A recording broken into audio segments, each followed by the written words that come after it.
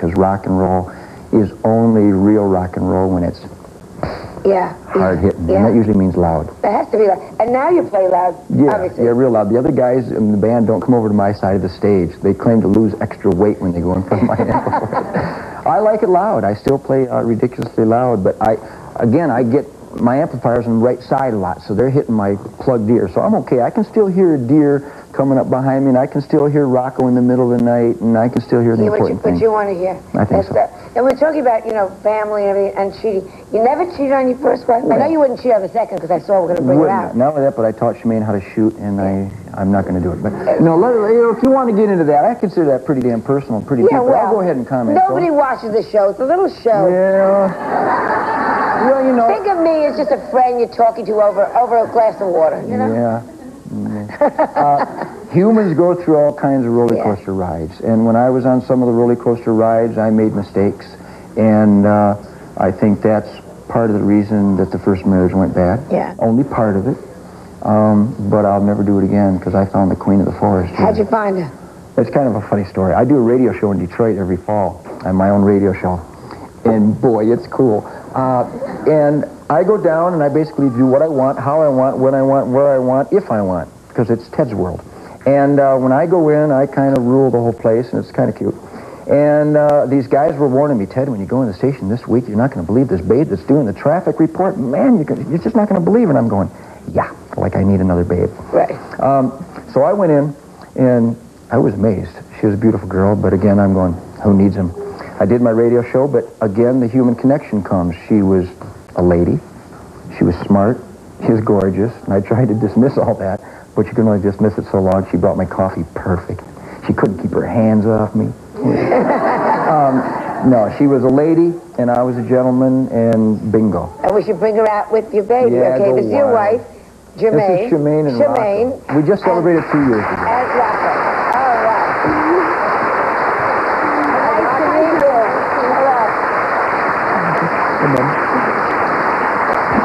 This is Rocco, and he's the toughest guy. Yeah. And how old is Rocco? 1 year, 2 days ago. Isn't it great to start all over again, have another family? Is it? Yeah, it is, actually. Yeah. It's a riot. Rocco's a riot, Shemaine's a riot, and I'm a riot, so look out. Okay, let me just ask you one last thing, because we're going to go to commercial. Where do you live now?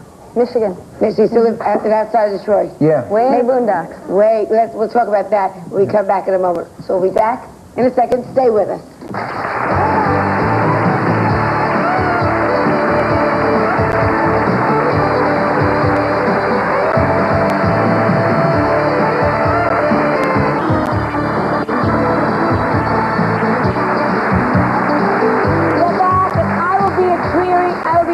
Rock World, Atlantic City on September 13th, 14th, and 15th. So if you're in the area, please come. We are talking with Ted Nugent and his wife, Shemaine, and the little baby Rocco, which is you're a real family, aren't you? You do everything together. We really try to. Yeah.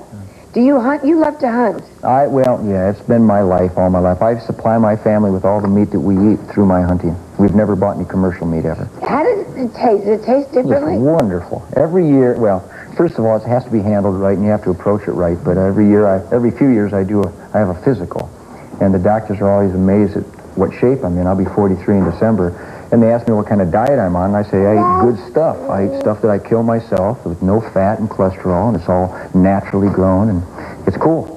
It's delicious. I know you'd love it. Come on out for a major barbecue sometime. Yeah, but I get so nervous about killing animals. I mean, I get, Well, you can either hire it out and have it done for you. That's how I was. I'm a non-hunter, and when I first met Ted, I had never been around any hunters. And I understand that the shoes that I wear came from a live animal, and just in order to drive down the highway, we've displaced millions of animals. So it doesn't matter if you want to be the one that actually pulls the trigger or not. Or shoots the arrow. Yeah, you shoot arrows. Did you show me? I can show you anything you want. Yeah, I got it. You bet. I have my own. See, the hunting has gotten so important to me. Now, what is that? This is the Ted Nugent Gonzo Safari bow, because, Joan, life is a Gonzo Safari. I ended up, Joan, I got to tell you, hunting is not recreation for me. It's a lifestyle for most of us that pursue it in America. And because I've gotten so many thousands of letters from young people around the world asking me how I rock and roll like I do and how I stood up against the pressure of drugs and alcohol, I'm going to tell you, just utilitarianly speaking, when everybody else was getting high, I was in the woods. And you want to talk about harmony with nature? That's me. I live in harmony. Yes, I harvest what we eat, but I do it with a human intellect that allows for the sustainable yield that God designed into it.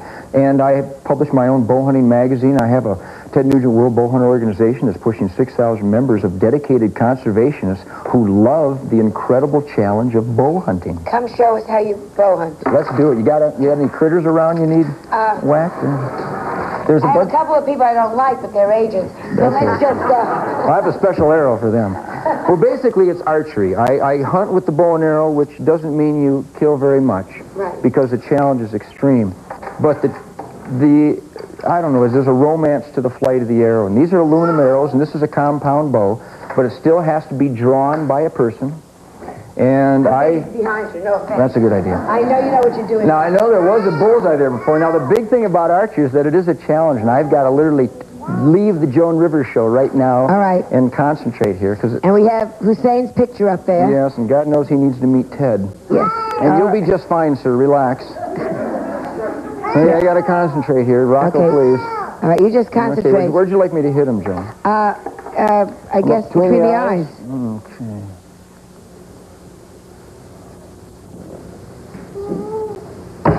Oh. I like to put them out one at a time.